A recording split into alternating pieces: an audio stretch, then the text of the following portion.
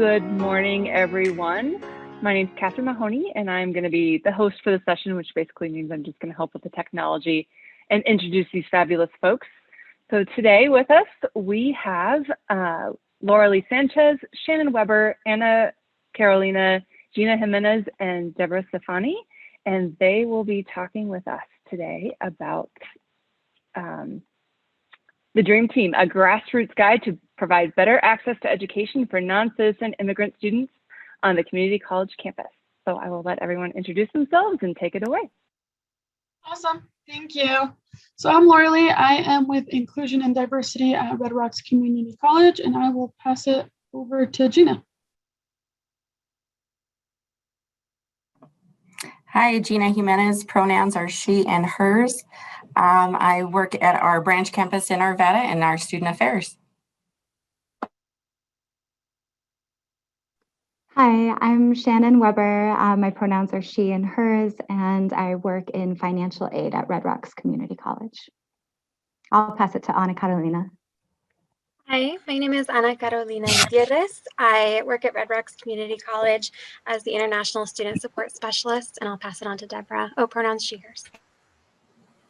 Hi, I'm Debora Stefani, pronouns is she and hers. I work at Red Rocks Community College as an academic advisor. Welcome. Awesome, welcome everybody. I will go ahead and post the link to the question that we had. I'm gonna go ahead and share our results. Thank you all for answering this question. We just kind of want to read the room a little bit more and see what expertise everybody's coming with. I see that everybody's at all levels, which is awesome to see. I hope you all really learn a little bit more about what it means to support undocumented immigrant students, DACA asset, and really get a better understanding of what it means, but also a better understanding of how we created a team to support this community of students. We represent all wide areas of our campus, not just the ones that we have here. We have people in admissions, recruitment, and so on. We'll definitely talk about it. So yes, it's awesome to see everybody here, and I will go ahead and share our presentation here, and Gina will actually start us off. Give me a second.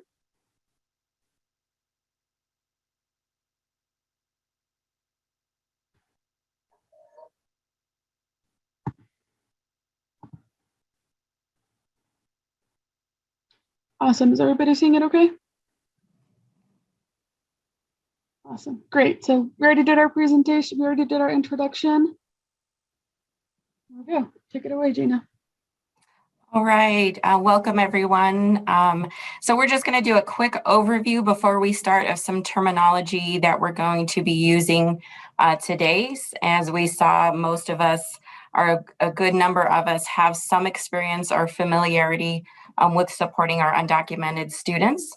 But just to give a quick overview, we're going to highlight 4: undocumented, dreamers, DACA, and documented, and assets. So I'm just going to go over those real quickly here.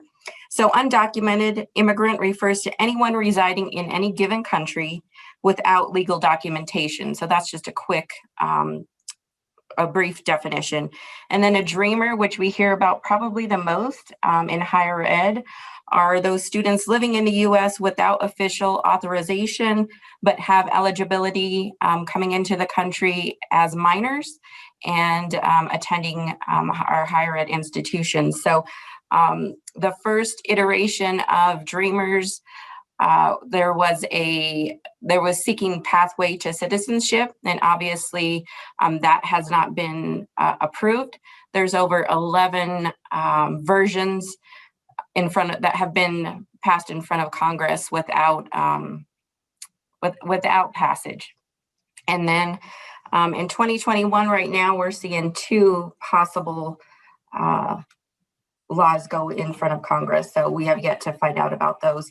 We'll go in those to a little bit further, but if there's questions, please feel free to put those in the chat so we can kind of help answer those definitions. And then lastly, DACA is our deferred action for childhood arrivals. And we might have heard about that the most as well in higher ed, and documented, which is a little more recent terminology used. And then asset. DACA is a federal law. Asset is a state law here in Colorado. So that stands for, and I'm going to read here because I always forget the acronym, Advancing Students for a Stronger Economy Tomorrow. And it helps support in-state tuition for our Colorado students in higher ed. And then I'm going to pass it over to Ana Carolina, who's going to talk a little bit more about our other definitions we may be using. Yeah, so I just wanted to clarify because I think people get sometimes confused about the different immigration categories, and there are tons, so we actually have a link in there. But basically, individuals come to the United States with different intentions. Sometimes it's a temporary stay, like the student visa, and that's the international student there, and the intention is to go back home eventually, although sometimes people change their status. And then there's individuals who come for a permanent residence, like that green card that we talk about, who want to stay here permanently, eventually have that pathway to citizenship. We also put in the terms refugee and asylee because a lot of times those individuals, even if they don't meet, for example, residency requirements for in-state tuition, or they've only barely arrived into the country, they may also get like federal financial aid and things like that. Because they're in the special category of individuals who have been screened by the government before they arrived to the United States in the case of refugees, or who came to the border, asked for asylum, went through a whole process to be granted that asylum. And so they may have different benefits that other immigration categories may not get because of those specific two statuses. And then we also put in the term global students, which is something that RRCC does, where we have students who are still living outside of the United States, either because they had to leave the country because they were having an issue maintaining their status here. That happened a lot during COVID-19, where people just went to their home country for a while, but they're still able to continue studying in our institutions. You can go ahead and switch literally.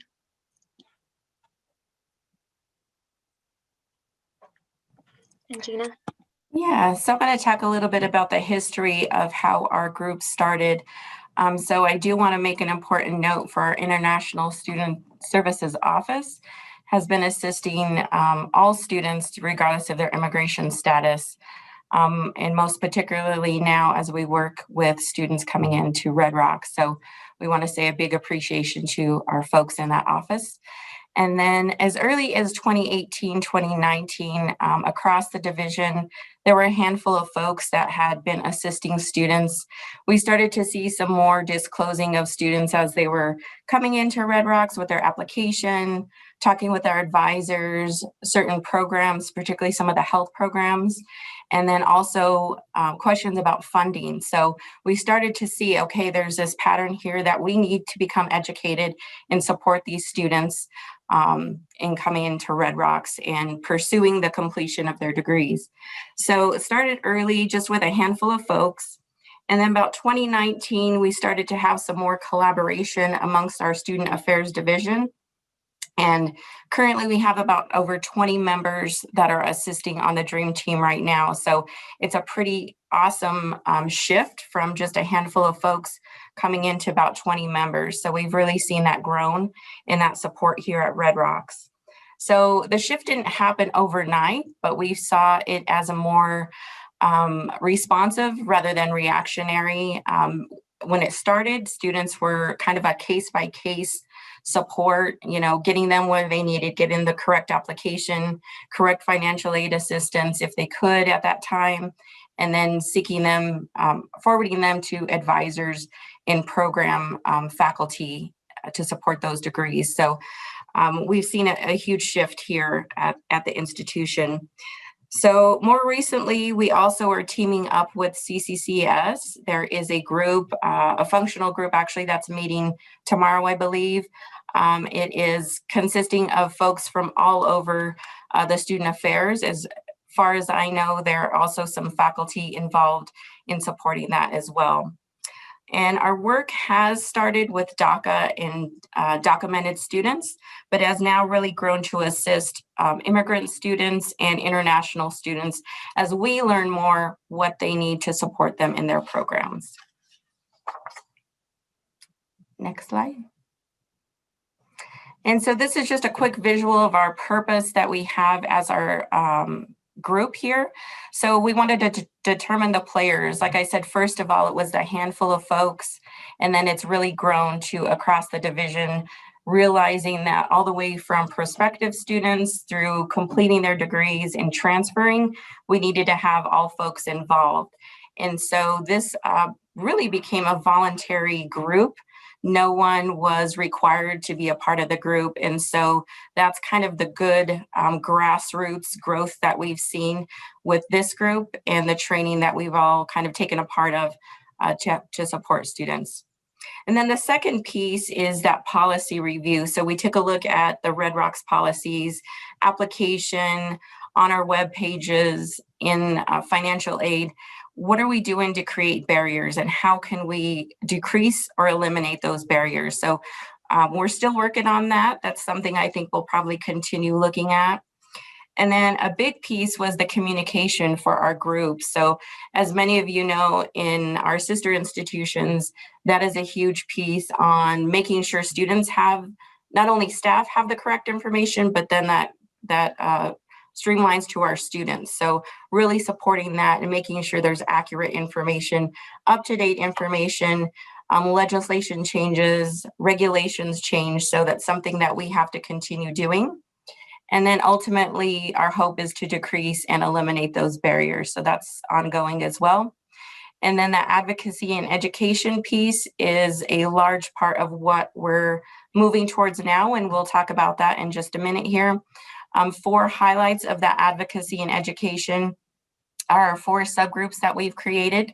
So we're working on a safe dream zone training, for our institution and our faculty to be able to access, and a repository of resources for folks as well.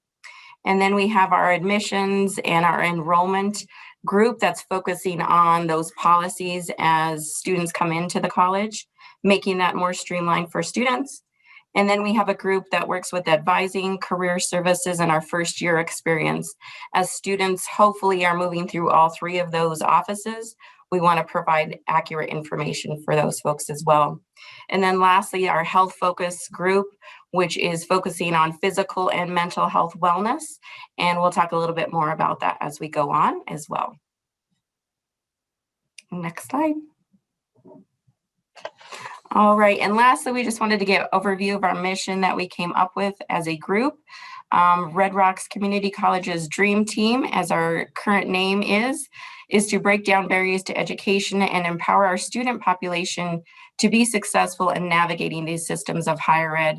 And it is different, and there are more challenges for our undocumented students. So we're doing our best to alleviate those. And then it was a direct response, our group, to support non-citizen and immigrant students attending Red Rocks, and we continue to advocate for necessary and comprehensive support services for our students here at Red Rocks.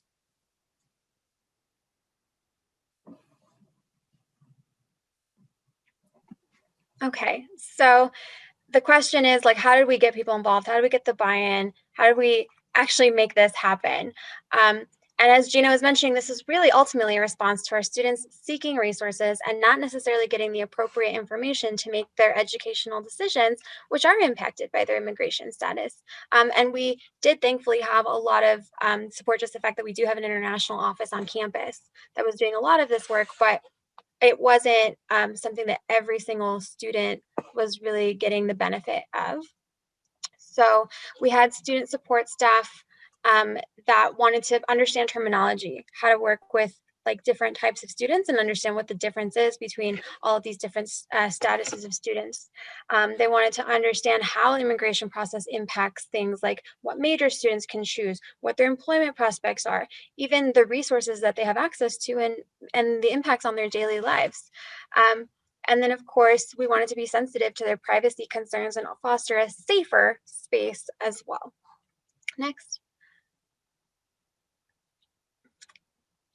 So some of the questions that the Dream Team started thinking of when it was formed were things like, okay, where and who should we be sending people for resources? Is there any type of advocacy that we need to actually do on our campus? Is there something that's not going to be possible unless we start speaking with exec team or unless we start making significant changes? And then we really tried to be intentional of what departments should be on a team like this. So we had at first just some people who were passionate about it. And then eventually we started brainstorming and said, well, admissions definitely, representation from admissions is important. And then other departments that we hadn't even thought of, like the Health and Counseling Center, both our PA and our therapist were like, we think that we'd be really beneficial in this work. And we're so glad that we incorporated them. But it wasn't something we immediately identified. It was kind of really figuring out, okay, what do these students need? And then who can help with that? And then we did try to figure out if data collection was possible. And we kind of determined that there isn't a good way to collect it at this point in time, but we did really try to look into all of our options for that. Go ahead and switch to the next slide. So kind of more on what we found is that there wasn't a clear place or simple path on how people should start. If they knew where to look, then maybe they could find something.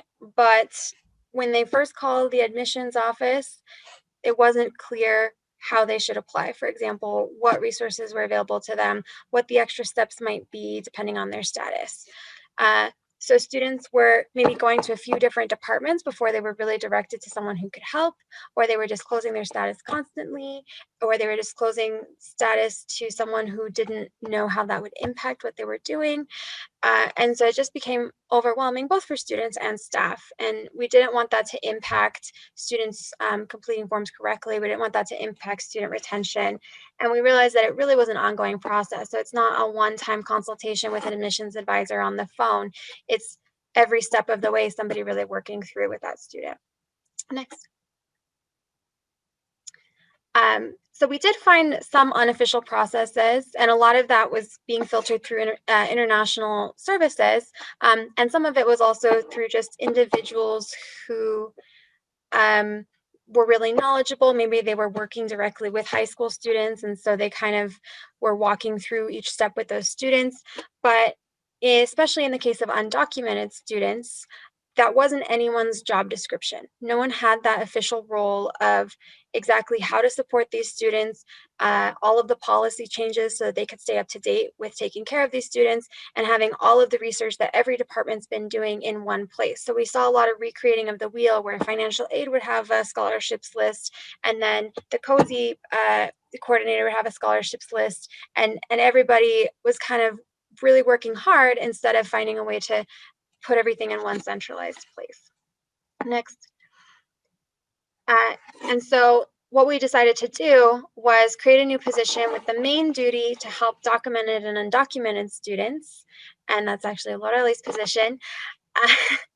And then that person would do the screening for asset, would be that sole point of contact, so that when the student says, hey, I need help, then this position would work with financial aid, COF, admissions, et cetera, so that the student wasn't constantly disclosing, wasn't constantly navigating, and as much background work as we could possibly do would be done. And then also we created clear pathways. So we created a pathway for, okay, if it's an international student, this is who you send them to. This is how we take care of these students. If it's a traditional student or a student with immigration status that can go through a traditional pathway, then this is who you send them to. This is how you take care of them. And then now that we have this DACA undocumented specific point person, and now we have a pathway for that too. You can go ahead and switch. Thank you, Ana Carolina. So yes, moving forward, we really want to create and implement systems that increase justice access for our students and really streamline the process for students from recruitment all the way through graduation. And even then streamline the process within our staff and faculty, just to make sure that we're not taking students in circles and we really can support students fully in what they need.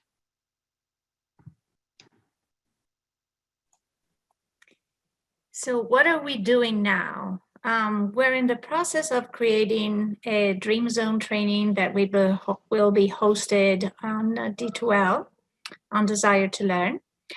We did this, or we're in the process of doing this, because the data that we were trying to collect from our college wasn't helping, or because of how students were coded in Banner. And so the numbers were not accurate. So we're trying to do this to improve the way that we're tracking students.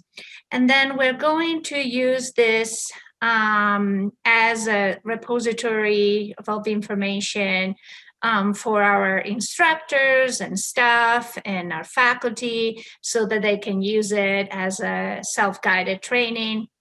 It's going to have a video and articles and links to resources, updated legislation, scholarly articles, and so on. We also send out a survey, and it has been shared in the chat, if I can download it. So Lorelei, can you share it? Thanks. So we sent out a survey to all students.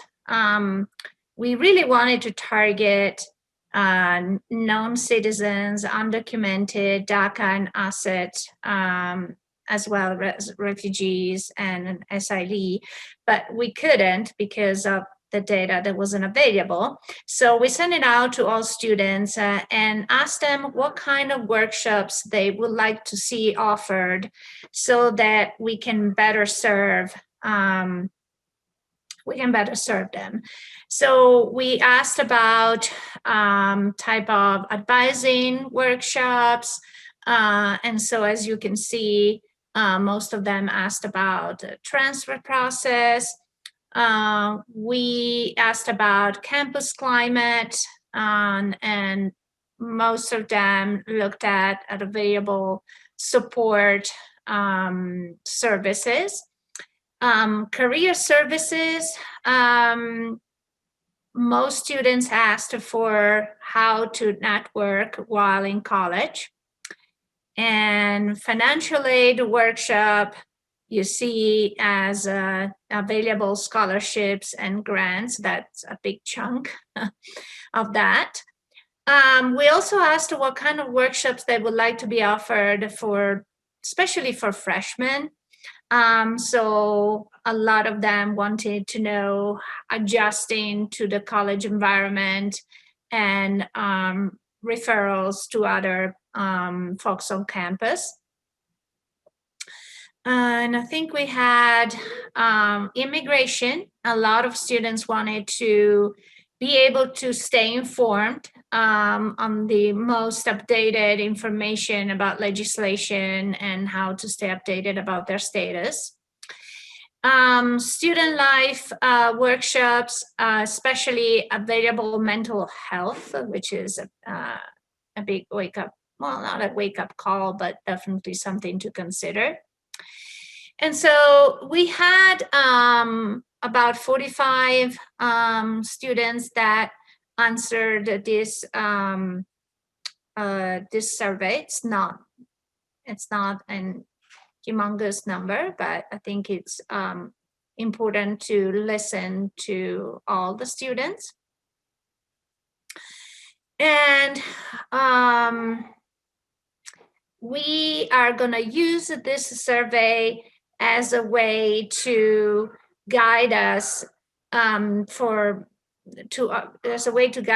then offer some workshops in the fall, and then in the spring, and then in the years to come as well. We'll be working on sharing our training and resources with other colleagues in other offices. So to get, I think later there will be a list of all the offices that are involved. But we're trying not to not to really address the student status unless the student feels comfortable in sharing. And this survey, what have we been doing, the D2L Dream Zone training is gonna help us collaborate with others to support students. Next slide, please. So we also organized a few trainings for our group and whoever wanted to participate. We invited Arturo Jimenez, who's an immigration lawyer. And we also asked a member of the International Rescue Committee to come talk to us about asylees and refugees. And we had Frida Faugier, who is our kind of like our contact with MSU Denver. And you can see more information about them and their contact information as well on the slide. Next slide. So we've talked a lot about the runaround that students were getting and that there are elements of fear in that runaround. There's re-traumatization that can happen in that runaround, and how critical it is that we don't put the onus on students to continually try to find their own safe spaces and their own allies. But one of the really key outcomes of this process, and also a really tangible starting place that worked for us, was identifying our pathways to admission. So, we talk about this nebulous, unofficial process for our students, and it needs to be codified, right? We need to have a specific, documented, and transparent process for all students, and really addressing when a student visits our website, for example, and it's, apply now. Apply now means something different for so many different categories of students. And, one thing I do want to acknowledge real quick is that there are other colleges in our system that are doing outstanding work and have been doing this work for a really long time. I know that CCD also has a single point of contact for asset eligible students and some other processes. So we've got some fantastic experts in the room. But it was really phenomenal to be a part of, like we said, this kind of grassroots process at Red Rocks. And at the bottom of this screen, you can see some of those stakeholders that were at the table. We had to have the registrar there who can talk to us about compliance, policy and procedure, updating the catalog, and updating our admissions website. The COF coordinator for identify if someone has a COF affidavit on file with the state of Colorado. So not only does it help students with that process, knowing what to expect right away, it also helps staff and faculty to have, again, a really transparent, clear, step-by-step process, no matter what your status may be when you're entering the college. Next, please. Awesome. Something that we've learned through this process is how to talk to and about students. Really, first and foremost, really check your assumptions. Really utilize those tools that we all have access to, like Banner, Navigate, where we know some student identifiers. But we also learned some limitations to some of these, because personally we realized that the way we categorize students, it's not always correct, or it's just not always fitting to exactly what their immigration status is. But maybe before you meet with the student, just go ahead and check on Banner or Navigate or whatever systems you all use to look up a student to make sure you know what is going on in their background as well. And with that, really use an equitable lens when treating all students and really reach the student where they need, just to make sure that they're fully supported. But at the end of the day, really make sure you educate yourself on how to support this group of students, and don't leave it up for the student to educate you. I think that's such a valuable lesson for us to learn, and students really admire when we come in to the table with knowledge already. And we're like, okay, we're here to support you. These are the steps that I know you have to do. You're not educating me on the steps. I'm going to help you and guide you through these steps as well. Something that we also created now that a lot of us have been virtual for a little over a year, a way to have a visual marker for students to see that they feel supported and to also find staff members and faculty who know that, have been trained and have the knowledge. We all have in our signature, those who of us can put it on there. We have, I support DACA and undocumented students in our signature. We ask our staff and faculty to only include this once they've completed a training, just to make sure that they're not just putting it on there to put it on there because it looks pretty butterfly or something like that. We really want to make sure that these staff members really can refer students to the right people when students need support. Big and foremost, disclosing a student status to other staff members only on a need to know basis. I will only disclose status to staff members who I know really need it.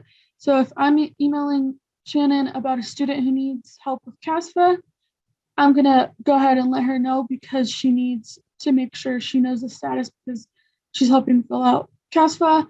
But if I'm emailing maybe a navigator or advisor, I might just say, hey, this is a dream team student. I just wanted to refer you to them so you can better support them. So I will label my emails usually like dream team student or something like that, just so people know that, okay, you're supporting them, but don't necessarily need to know their status. And that's just really to protect the student's information. That also goes with my email etiquette. Like I said, I will just say they're a dream team student generally. And then I will only include status in separate emails. So if I need to email maybe our COF advisor in one email, I will include student's name, S number, and just say dream team student and what I need exactly. And then in a separate email, I will go ahead and send, hey, I just emailed you about Jose. I just wanted to let you know he is DACA and should be asset eligible. Just so that there's two separate emails just to protect that student's information.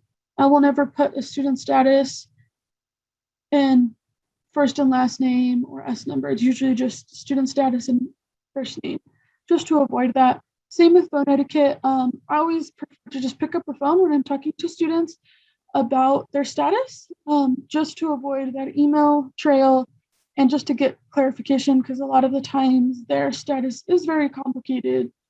And so you need to just ask certain questions, especially when it comes to like asset eligibility, like, okay, how long did you go to high school? When did you graduate? And all of that good stuff.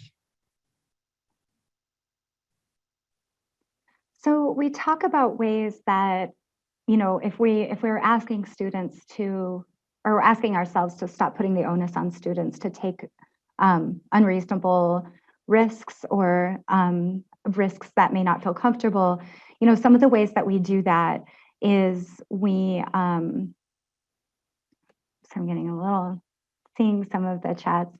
Some of the ways that we do that is that we kind of normalize that experience. Whenever we're in financial aid, for example, if we're giving a presentation about FAFSA, we automatically include information about the CASFA, which is the state aid application for asset eligible students. We bring it into really everything that we're doing, just in case. When we talk about grassroots movements at different schools, I mean, it took Red Rocks a little while to build this up. You know, folks, like we said, we're passionate, and so we just started doing the work. Terry, who's putting some comments in the chat, she started a scholarship with the Red Rocks Foundation and just said, you know, we don't have enough resources for our asset and undocumented and undocumented students. So I want staff and faculty and community members to have an option to donate to this specific population of students. And so she just on her own started a scholarship. But again, including everything, remembering that you do have power, and you do have the opportunity to create change and to find those who support you at your institutions and to join forces together. One of the huge issues that we see, even in terms of equity among staff and services to students, is interpretation services. We know how inappropriate it is for someone to be asked to translate documents, forms, outreach materials, any of that, just because they happen to have the ability to speak another language and to read and write that language. So the system is working on creating options for formalized and, again, systemic interpretation services so that people aren't flailing when a student is in need, and then staff members aren't asked to fill that gap when it's clearly a key to equitable services. And then earlier, we also mentioned that there is the asset functional group that is system-wide. But I'm going to hand it, before I hand it off, actually, I just want to reiterate the key for us if you're thinking about starting a more robust process at your school, really looking at your steps to enrollment, steps to apply to your college. And, a lot with the admissions application, you can't change. So what can you do to anticipate some of those barriers on your websites and creating streamlined processes? Because you may find when you're looking at that, it's a lot easier to break it down step by step and to identify bigger issues with institutional policy or processes on how things are managed and run, and who's being kept in mind when we're talking about, we talk about serving our students, but I think this came up earlier in the conference this year, who isn't our student and why, and how are we serving them? And what do they feel like when they come and visit our website? Are they welcome here, even if your tagline is, "You are welcome here," like it is here at Red Rocks? And I'll pass it on to talk about the limitations. Perfect. Yeah, a big limitation we've seen and we're still working with is some of our programs have these limitations that might jeopardize someone's legal status. So there's a couple programs that we have where it is required that they do an internship, and to do these internships, they sometimes have to do a background check. And or if it's a certain amount of hours, that might also jeopardize someone's legal status.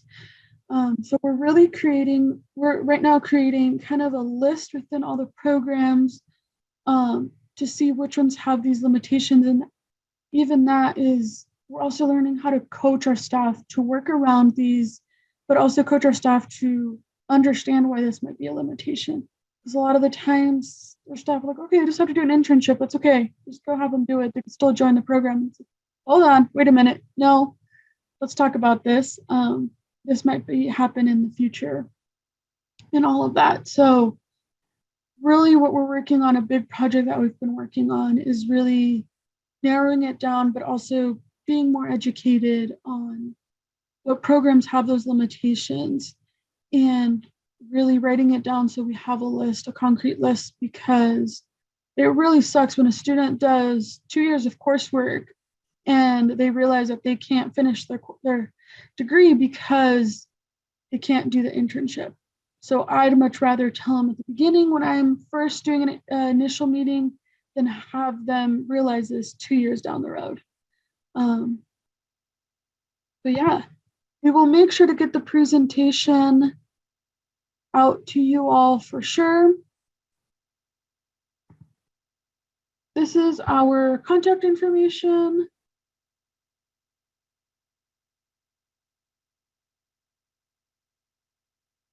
And we also have a little resource list at the end of kind of everything we've talked about with all the links.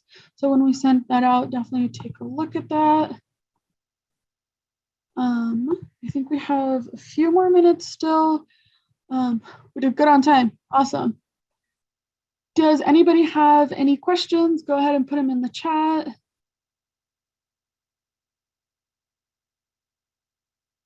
Yeah, it looks like our first question is asking about a coaching session. and how to attend one.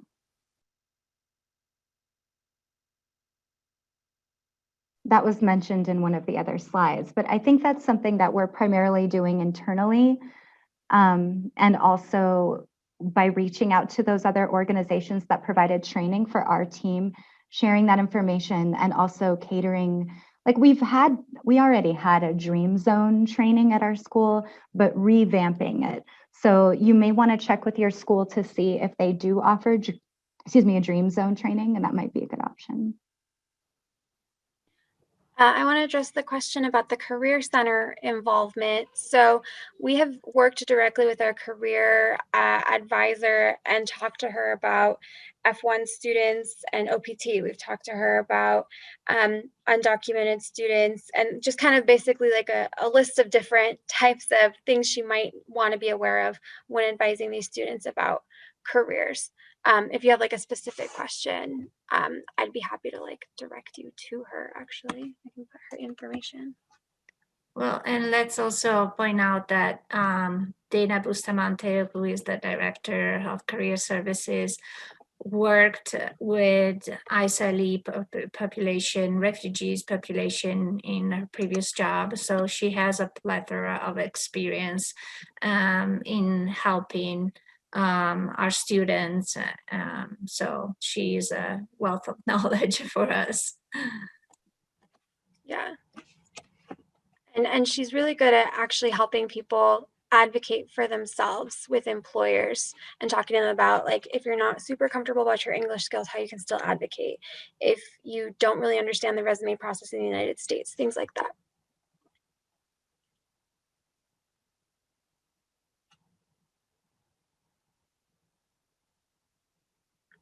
I don't know how well we can speak to the data question, to be honest. We've tried to be creative about that. I think at one point some folks were keeping surreptitious spreadsheets, because initially I believe it was system-wide that a decision was made not to code students as asset in Sagastatin because we didn't want to put the students at risk. And we were in a very volatile time, getting trainings on, what happens if ICE visits our schools or we're subpoenaed and things like that. So we were doing everything we could to protect students. So we are seeing more of an emergence of applications being processed in that sense. CCCS did update the admissions application. And then I believe also when you focus on streamlining your onboarding process and having a really robust apply here page that provides all those different pathways for different identities, then you'll find that students fill out the admissions application in a way that is more likely to lead them to be coded as asset, as opposed to just as a Colorado resident when they apply. I don't know if anyone else wants to speak to that data conundrum.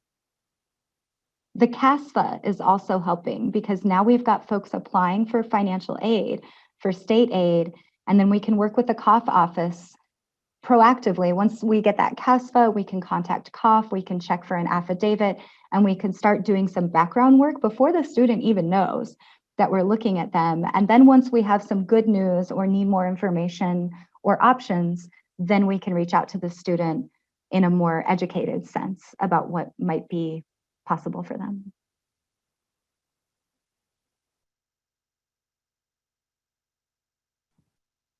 Yeah, no, Shannon, I think you did a great job of explaining that. I think we really want to protect just the student information is why we don't keep track necessarily. Like a lot of it is just random spreadsheets people have, but really is just protecting the student data is the main concern. And it's been working so far. Definitely harder when we need a student, but when we need some student information. But yeah, we're able to do a lot of background before we even talk to a student sometimes. Awesome. Oh, just real quick. I was going to say, we are right at time. So if you guys want to wrap up real fast, I know you put your contact information up on the screen, and I know Shannon fairly well because we used to work together, but I know all these ladies would be happy to answer any questions you guys would email to them as well. I think basically we just stopped generalizing everything, not saying, here's all of the information when you come about how to apply for financial aid and all of these things. Like really remembering that things are very different for different populations. And a lot of that staff coaching, it's very akin to trauma-informed advising. So instead of making assumptions, asking questions. That happens a lot in financial aid where we say your FAFSA is rejecting, go get this thing, instead of asking, can you help me understand why that information wasn't provided, or, you know, looking at it from a more holistic perspective. Thank you all so much. Thank you. Thank you. Thank you all. This is a great presentation. We really appreciate it. And the next session is going to start at 10:55. And I hope you all are enjoying your experience here at the conference. Thank you.